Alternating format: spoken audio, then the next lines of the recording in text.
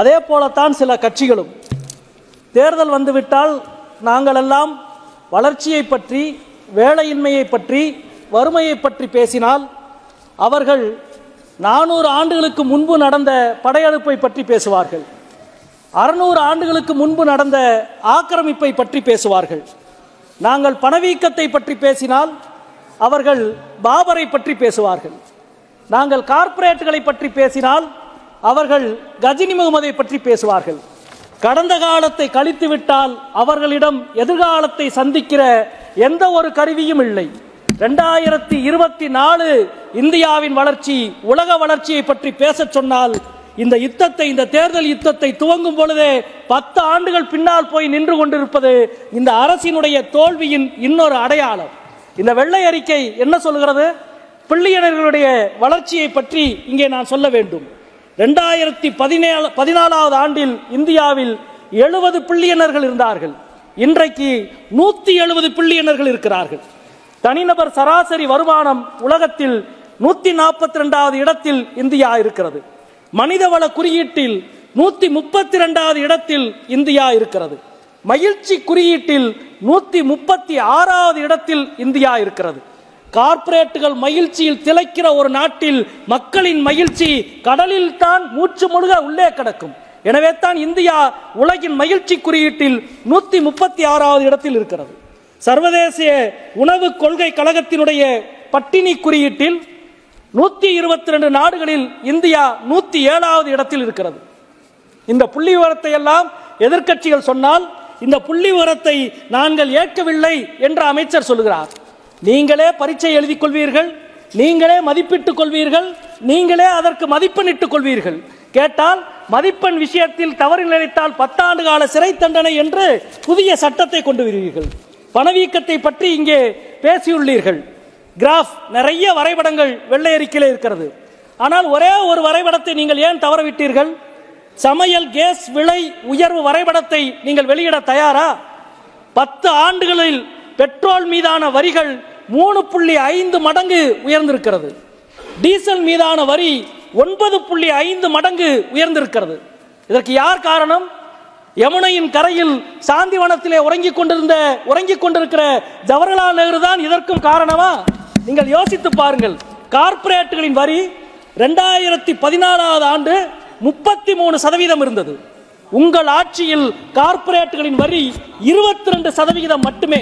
11% கார்ப்பரேட்டுகளுக்கு குறைத்திருக்கிறீர்கள். 1% 50,000 கோடி. 11% என்றால் எத்தனை ஆயிரம் கோடி என்று நிதியமைச்சர் இந்த அவையிலே கணக்கு முன்வைப்பாரா?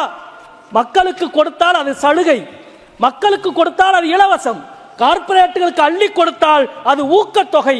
உங்களது அகராதியை இந்த நாடு மீண்டும் மீண்டும் பார்த்து கொண்டிருக்கிறது. உங்களது வெள்ளை அறிக்கை ஏழைகளின் கண்ணீராலும் கார்ப்பரேட்டுகளினுடைய புன்னகையாலும் நிரம்பி வழிவதை இந்த நாடு பார்த்து கொண்டிருக்கிறது. இவற்றின் உச்சம் என்ன தெரியுமா?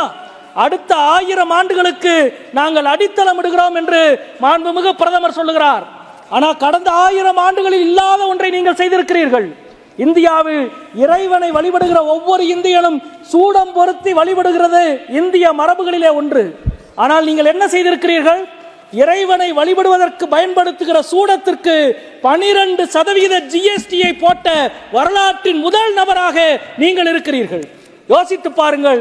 இறைவனை வழிபடுகிற சூடத்தை ஏற்றுகிற ஒவ்வொரு இந்தியனும் இந்த அநீதியான வரி விதிப்புக்கு எதிராக, இந்த அநீதியான அரசுக்கு எதிராக ஆண்டவனை பிரார்த்திப்பான் என்பதுதான் உண்மை. இந்த இடத்தில் இன்னொரு விஷயத்தையும் நான் நினைவுபடுத்த கடமைப்பட்டிருக்கிறேன். தன்னை நாத்திகர் என்று அறிவித்துக் கொண்ட முத்தமிழறிஞர் கலைஞர் அவர்கள் சூடம் பக்தி பொருள், எனவே தமிழ்நாட்டில் அதற்கு வரி விலக்கு அளிக்கிறேன் என்று சொல்லி வரி விலக்கு அளித்தார்.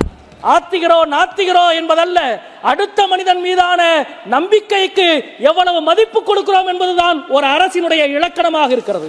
அதே போல திட்டங்கள் 1975 ஆண்டில் துவங்கி 2013 வரை ஒன்றிய அரசு அமுல்படுத்திக் கொண்டிருந்த 15 திட்டங்களின் பெயர்களை நீங்கள் ஹிந்தியில் மாற்றினீர்கள்.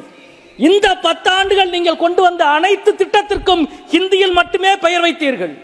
திட்டங்கள் மட்டுமல்ல, சட்டங்களுக்கும் ஹிந்தியிலே பெயர் வைத்திருக்கிறீர்கள், ஐபிசி உள்ளிட்ட. இவற்றின் உச்சபட்சம் என்ன தெரியுமா? பணமதிப்பிழப்பின் பொழுது பணமதிப்பிழப்பால் நீங்கள் புதிதாக கொண்டு வந்த 500 ரூபாய் தாள்கள் 2000 ரூபாய் தாள்களில் வரலாற்றில் இல்லாதபடி முதல் முறையாக தேவநாகரி எண்களை 2000 ரூபாய் தாளிலும் 500 ரூபாய் தாளிலும் நீங்கள் பொருத்தி இருக்கிறீர்கள். இந்த அரசுக்கு நாங்கள் சொல்லிக் கொள்வோம், 2000 ரூபாய் தாள்களையும் 500 ரூபாய் தாள்களையும் பயன்படுத்துகிற ஒவ்வொரு இந்தியனும் ஹிந்தி திணிக்கிற இந்த ஆட்சியினுடைய அநியாயத்தை நினைத்து பார்ப்பான் என்பதை இந்த நேரத்திலே நான் சுட்டிக்காட்ட கடமைப்பட்டிருக்கிறேன். அதே போல வேலை வாய்ப்பை பற்றி பேசியிருக்கிறீர்கள். 15 வயது முதல் 24 வயது வரை இருக்கிற இளைஞர்கள் வேலை வாய்ப்பில் எத்தனை சதவீதம் இருக்கிறார்கள் என்று பார்த்தால் பாகிஸ்தானில் 11% தான், பங்களாதேஷில் 12% தான், ஆனால் இந்தியாவில் 24% இருக்கிறார்கள். இது உண்மையா இல்லையா என்பதை நிதியமைச்சர் அவர்கள் இந்த அவையிலே சொல்ல வேண்டும். அதே போல ஸ்டார்ட் அப் இந்தியா, நீங்கள் துவங்கிய ஸ்டார்ட் அப் இந்தியா 95% தோல்வியில் முடிந்து விட்டதாக நிதி ஆயோக் உறுப்பினர் பேட்டி அளித்திருக்கிறார். இது உண்மையா இல்லையா என்பதை நிதியமைச்சர் அவர்கள் இந்த அவையிலே சொல்ல வேண்டும். அதே போல முன்னோர்கள் சேர்த்து வைத்த சொத்தை எல்லாம் ஊதாரி பிள்ளை துளைப்பதை போல பிஎஸ்என்எல்லுக்கு 4G தராமல் சாகடித்தது யார்? ஏர் இந்தியாவை தனியாருக்கு தூக்கி கொடுத்தது யார்? LIC வங்கி உள்ளிட்ட அனைத்து பொதுத்துறை நிறுவனத்துக்கும் தனியாருக்கு தூக்கி கொடுக்க சட்டத்தை கொண்டு வந்தது யார் என்பதை நாங்கள் கேட்க விரும்புகிறோம்.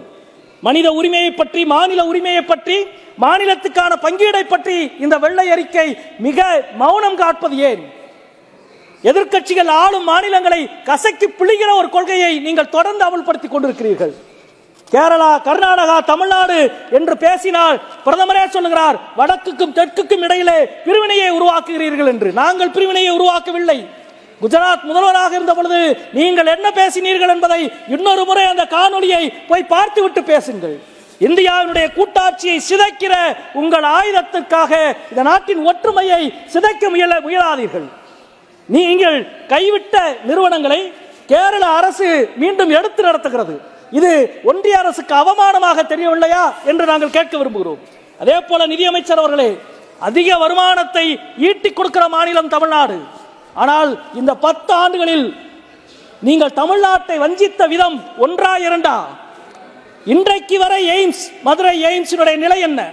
இன்றைக்கு காலையில் எங்கள் அருமை நண்பர் மாணிக்கம் தாகூர் அவர்கள் கேட்ட கேள்விக்கு அமைச்சர் அவர்கள் இன்று காலையில் சொன்ன பதில் என்ன? நிலம் கையகப்படுத்துவதிலே தாமதம், ஜெய்காவினுடைய ஒப்பந்தத்தில் தாமதம், கோவிட் காரணம் என்று வரிசையாக அடுக்குகிறீர்கள்.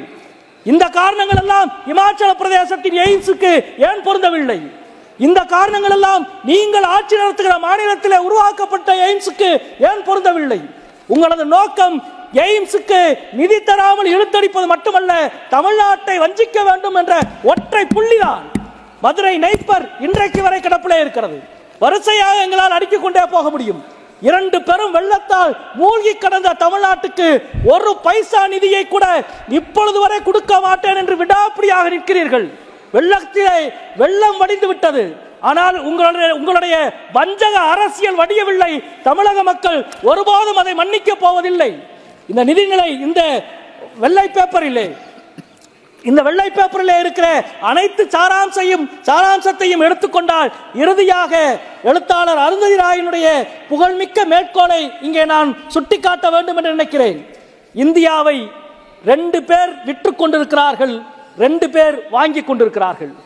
அந்த 4 பேர் யார் என்பதை நாடு அறியும்.